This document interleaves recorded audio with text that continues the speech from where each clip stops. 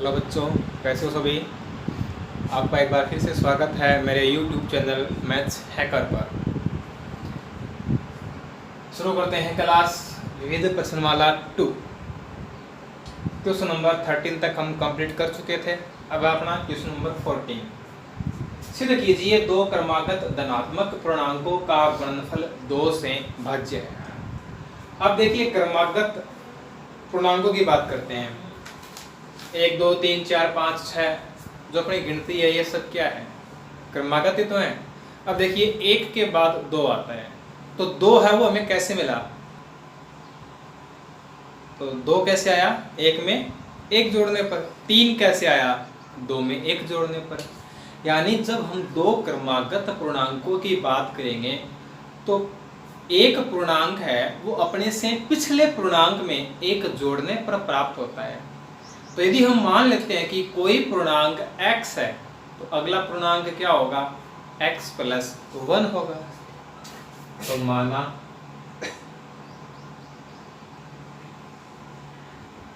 दो क्रमागत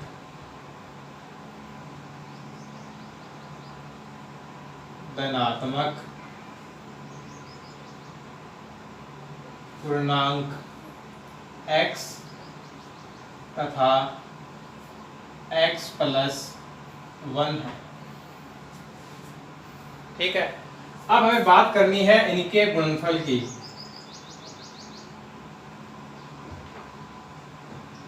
तो दोनों को गुणा कर दो, x गुणा x प्लस 1, x x से गुणा होगा x स्क्वायर प्लस x 1 से गुणा होगा। तो दो क्रमागत धनात्मक पूर्णांकों का गुणनफल है वो क्या हो गया? x स्क्वायर प्लस x हो गया। अब हमें बताना है कि ये क्या होगा? 2 से भाज्य होगा, यानी इसमें 2 का भाग जाएगा। अब हम बात करते हैं पूर्णांक की। तो हम जानते हैं कि पूर्णांक कैसा भी हो, कोई भी संख्या हो, या तो वो सम होती है या फिर वो क्या होती है? विषम होती है।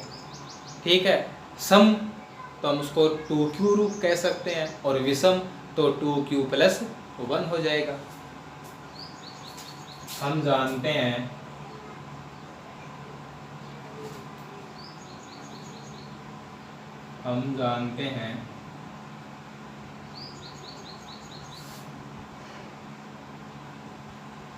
कोई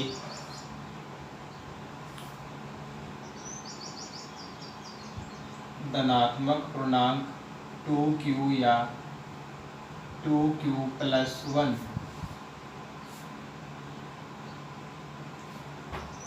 रूप का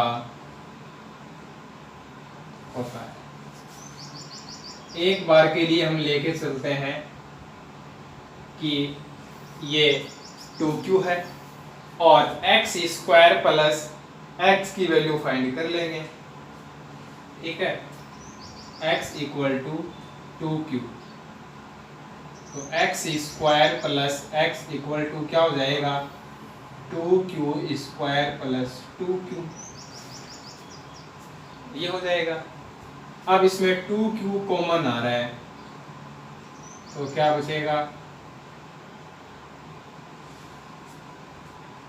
2q प्लस 1 बचेगा।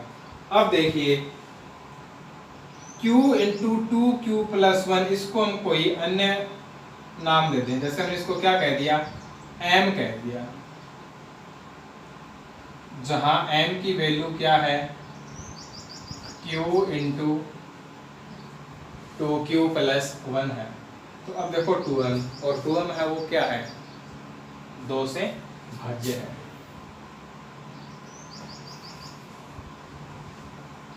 x स्क्वायर प्लस x 2 से भाज्य है। अब हम लेकर चलते हैं जब x की वैल्यू 2q प्लस 1 हो, तो x स्क्वायर प्लस x की वैल्यू क्या होगी? 2q plus 1 square plus 2q plus 1। अब इसमें क्या कॉमन आ जाएगा, 2q plus 1, 2q plus 1 common, तो क्या बचेगा 2q प्लस 1 प्लस 1। अब इसको हम लिख सकते हैं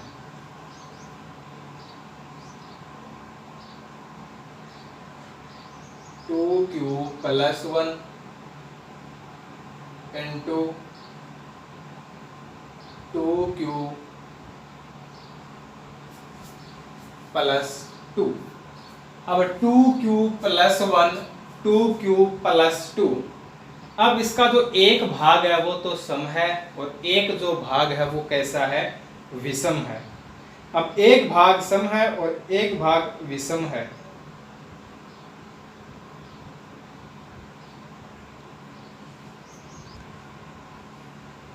देखो, जब एक संख्या सम होती है और एक संख्या विषम होती है तो उन दोनों को गुणा करने पर क्या आएगा,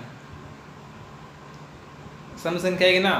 देखो, एक संख्या हमने ले ली 2 और एक हमने ले ली 3, तो 3 दूनी कितना हो गया, 6 हो गया। एक संख्या हमने ले ली 5 और एक संख्या हमने ले ली 6, तो 6 पंजे कितना हो गया, 30। एक संख्या हमने ले ली 10, एक संख्या हमने ले ली 11, 10 गुणा 11 कितना हो गया, 110। क्या है, सम। यानी एक संख्या सम हो और एक संख्या विषम हो तो उनका गुणनफल सदैव क्या होता है, सम होता है। तो इसका मतलब तो ये हो गया कि ये क्या है, सम। तो ये 2 से भाज्य है, ऐसा बता सकते हैं। ठीक है, या फिर हम इसमें एक काम और कर सकते हैं। क्या, यहां हम a plus B whole square सर्वसमीका लगा दें अपनी, a square plus B square plus 2ab। ठीक है, तो कोई सा भी काम कर सकते हैं। यह 2 से भाज्य है, तो जब हमने इसको 2 के रूप में लिया तो भी क्या हुआ, यह 2 से भाज्य है। और जब हमने इसको 2q प्लस 1 रूप में लिया तब भी ये क्या है, 2 से भाज्य है। ठीक है, और इसको दूसरे रूप में करना चाहो तो देखो ऐसा कर सकते हैं।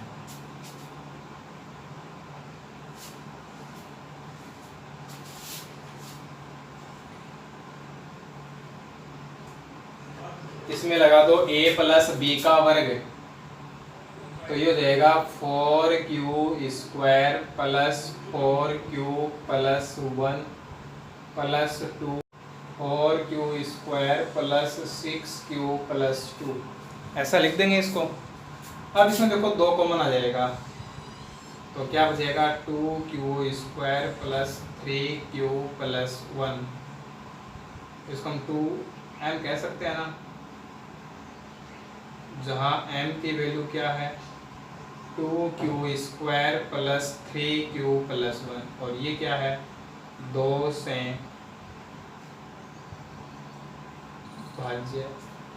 तो इसको हम कैसे भी लिख सकते हैं, 2q प्लस 1 कॉमन लेके भी लिख सकते हैं, या फिर हम इसका a प्लस बी स्क्वायर सर्वसमीका लगाकर इस प्रकार से लिखते हुए भी हम इसको हल कर सकते हैं। तो 2 रूप थे, दोनों रूपों में जो संख्या मिली वो क्या है, 2 से भाज्य है। अतः 2 क्रमागत धनात्मक पूर्णांकों का गुणनफल 2 से भाज्य होता है। ये लाइन एक बार इसमें लास्ट लिख देंगे। अतः, और यहाँ अपना जो आंसर होगा वो क्या हो जाएगा, कंप्लीट। ठीक है, अब देखिए क्वेश्चन नंबर 15 है। अच्छा क्वेश्चन है, इंपॉर्टेंट क्वेश्चन है। वह बड़ी से बड़ी संख्या ज्ञात कीजिए जो 2053 तथा 967 को विभाजित करने पर क्रमशः 5 तथा 7 शेष फल छोड़ती है। बड़ी से बड़ी संख्या ज्ञात कीजिए, HCF। जब उस संख्या का इनमें भाग लगाया जाता है तो 5 और 7 क्या होता है, शेष बचता है। अब शेष बचता है तो जब हम HCF ज्ञात करते हैं या LCM ज्ञात करते हैं तो उनकी परिभाषा क्या है? चाहे HCF हो चाहे LCM हो, पूर्णतया विभाजित होती हैं संख्याएं, यानी शेषफल वो 0 बचता है। लेकिन यहाँ तो शेषफल वो 5 और 7 आ रहा है, ऐसा तो नहीं होना चाहिए। देखो हमने 2 का भाग लगाया 5 में, तो 2 दूनी 4, क्या बच गया? 1। इस 1 को इस 5 में से कम कर दो, 5 में से 1 कम कर दिया 4, तो 4 में 2 का भाग लगाएंगे तो क्या होगा? पूरा पूरा जाएगा ना। यानी जो शेषफल है उस शेषफल को किस में से कम कर दें? भाज्य में से कम कर दें, तो हमें जो संख्या मिलेगी वो क्या होगा? पूर्णतया विभाजित होगी। तो यदि हम 2053 में से 5 कम कर दें और 967 में से 7 कम कर दें, 2053 में से 5 कम कर दिया 2048, 967 में से 7 कम कर दिया 960, तो ये जो संख्याएं हैं ये उस संख्या से, उस बड़ी से बड़ी संख्या से पूर्णतया विभाजित होंगी। अभीष्ट संख्या से पूर्णतया विभाजित होंगी।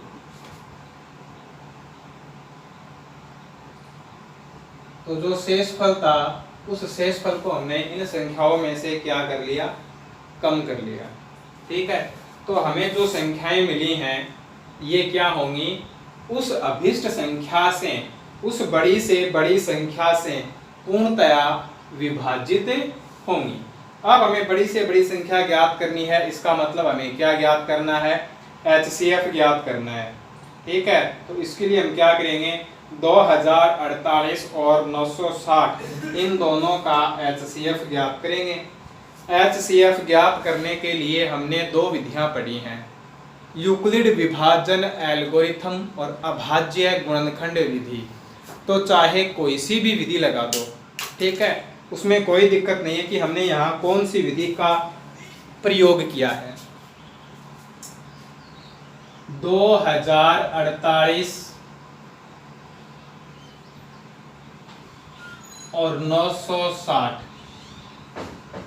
इन दोनों के क्या करने हैं? अभाज्य गुणनखंड।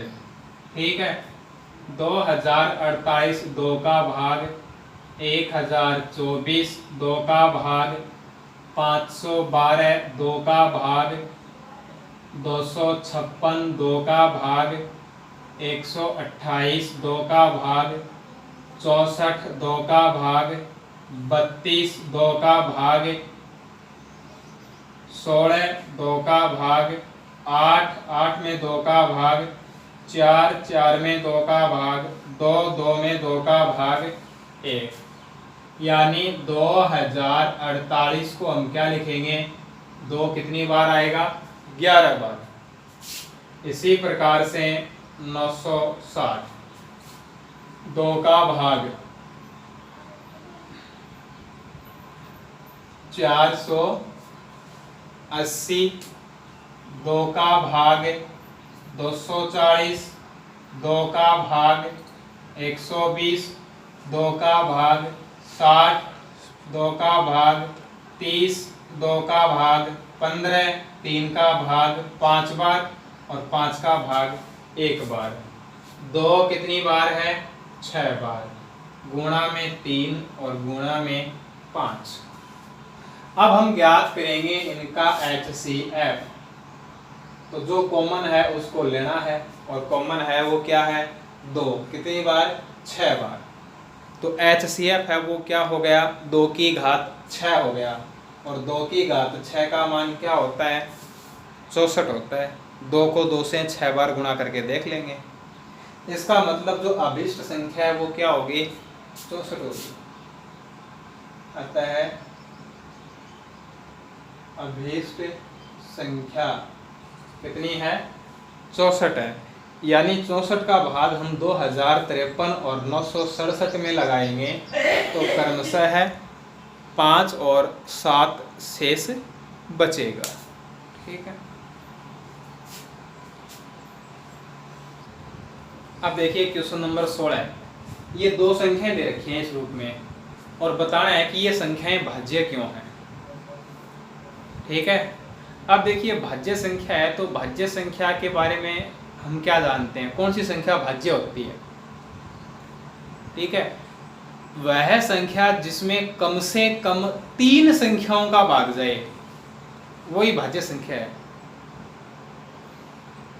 एक तो उसमें खुद का भाग जाएगा, भाई प्रत्येक संख्या उसमें खुद का भाग जाता है और प्रत्येक संख्या में एक का भाग भी जाता है। तो एक और खुद के अलावा भी अन्य कोई संख्या ऐसी होगी जिसका भाग इन संख्याओं में जाएगा तो हम कह देंगे ये संख्याएं भाज्य हैं। दूसरा तरीका यह है कि अपनी एक अंक गणित की आधारभूत प्रमेय है और उस प्रमेय का जो कथन है वो क्या है कि प्रत्येक भाज्य संख्या को अभाज्य संख्याओं के गुणनफल के रूप में लिख सकते हैं। यहां देखो बीच में प्लस का चिन्ह आ गया, यदि गुणा का चिन्ह होता तब तो अपना काम बनना बनाया ही था, लेकिन प्लस का चिन्ह है। तो हम इन संख्याओं को कुछ इस प्रकार से लिखें कि यह सिर्फ अभाज्य संख्याओं का गुणनफल हो। तो यदि यह संख्या अभाज्य संख्याओं के गुणनफल के रूप में लिखी जाए तो ये क्या हो जाएगी, भाज्य हो जाएगी। ठीक है, तो अपने पास दो तरीके हैं कैसे भी बता सकते हैं। देखिए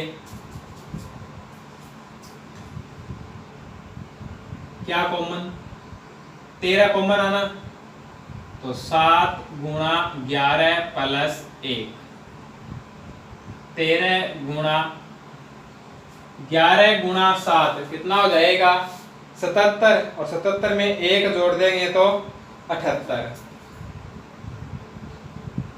इसमें 13 का भाग जाएगा, 78 का भाग जाएगा, दो संख्याओं का भाग लग गया ना। एक ये जो गुणनफल है यानी जो संख्या खुद है उसका भाग जाएगा, 3 संख्याएं हो गई और एक का जाएगा ही जाएगा, 4 संख्याएं हो गई। इसका मतलब ये क्या है, भाज्य संख्या है। और जब हम इस पे अंक गणित की आधारभूत प्रमेय लगाएं तो 13 तो अभाज्य संख्या है, 78 को हम क्या लिख सकते हैं, इसके गुणनखंड कर लो तो 78 में 2 का भाग लगाएंगे 39, 3 का भाग 13 और 13 का भाग 1 बार, तो 2, 3 और 13 ये तीनों ही क्या हैं, अभाज्य संख्याएं हैं।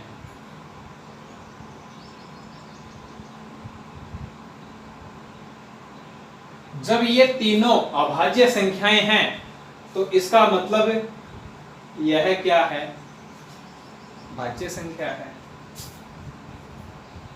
प्रत्येक भाज्य संख्या अभाज्य संख्याओं के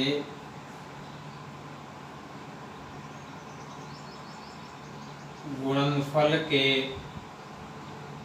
रूप में लिखी जा सकती है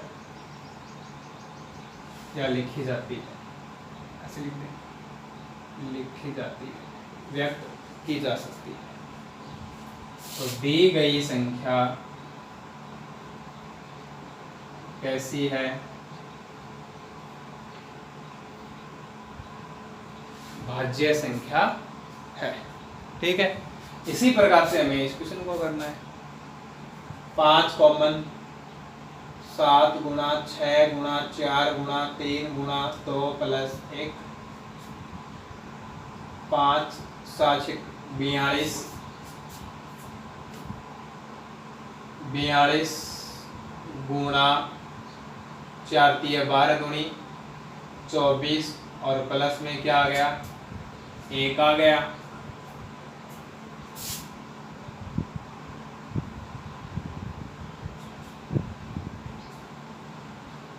29 को 24 से गुणा कर दो, 24 दूनी 48 हासिल 4, 24 गुणा 4 96 और 4 100,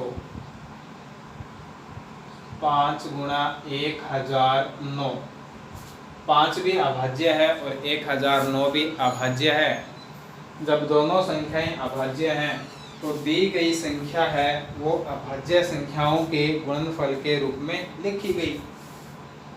5 और 1009 अभाज्य संख्याएं हैं। तो दी गई संख्या कैसी हो गई?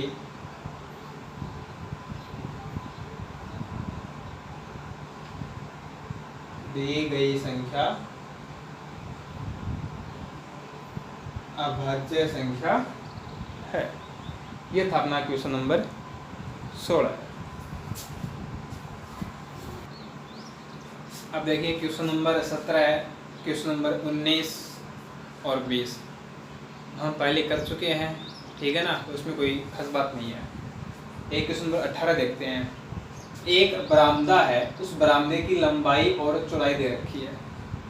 अब इस बरामदे के अंदर क्या करना है? वर्गाकार टाइल लगवानी है, ठीक है। तो उन टाइलों की हमें न्यूनतम संख्या ज्ञात करनी है। अब देखो जैसे अपने फर्श है और फर्श पर हमें टाइल लगवानी है, ठीक है। अब यदि हम छोटी छोटी टाइल लगाएंगे तो संख्या ज़्यादा होगी, और बड़ी बड़ी टाइल लगाएंगे तो हमें कम टाइलों की आवश्यकता होगी। तो क्वेश्चन में क्या है कि न्यूनतम टाइलों की कितनी संख्या होगी? तो न्यूनतम कब लगेंगी? जब हम टाइल बड़ी से बड़ी लगाएंगे।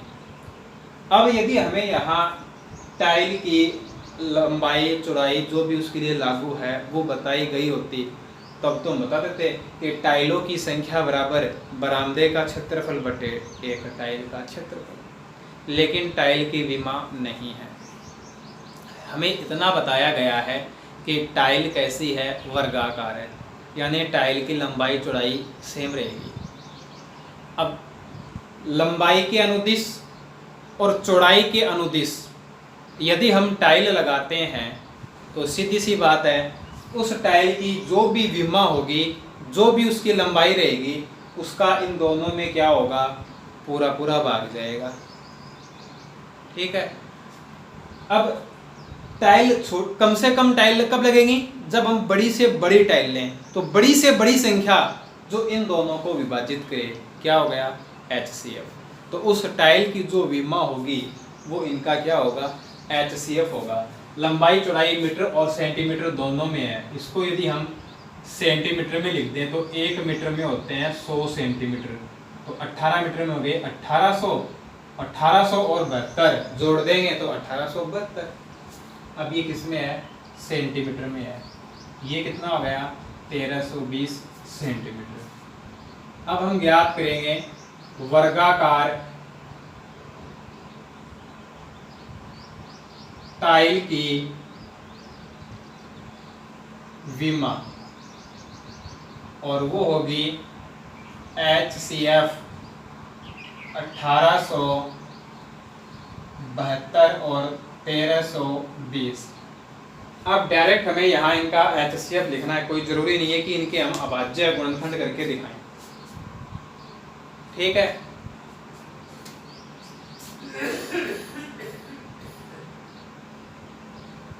तो 1872 और 1320 इन दोनों के अभाज्य गुणनखंड करेंगे। तो 1872 है 2 की घात 4 गुणा 3 की घात 2 गुणा 13, और 1320 के अभाज्य गुणनखंड हो जाएंगे 2 की घात 3 गुणा 3 गुणा 5 गुणा 11। ये इनके अभाज्य गुणनखंड हो जाएंगे। तो HCF कितना हो जाएगा? 2 की घात कितनी लेंगे? 3। 3 की घात कितनी लेंगे? 1। न तो 5 आएगा, न 11 आएगा और न 13 आएगा। 2 की घात 3 8, 8 गुणा 3 24, इसका मतलब तो ये हो गया कि उस वर्गाकार टाइल की जो विमा है, टाइल की विमा वो कितनी है, 24 सेंटीमीटर। विमा मतलब लंबाई चौड़ाई, ठीक है। टाइल वर्गाकार है तो लंबाई और चौड़ाई दोनों कितनी हो गई, 24 सेंटीमीटर। तो टाइलों की न्यूनतम संख्या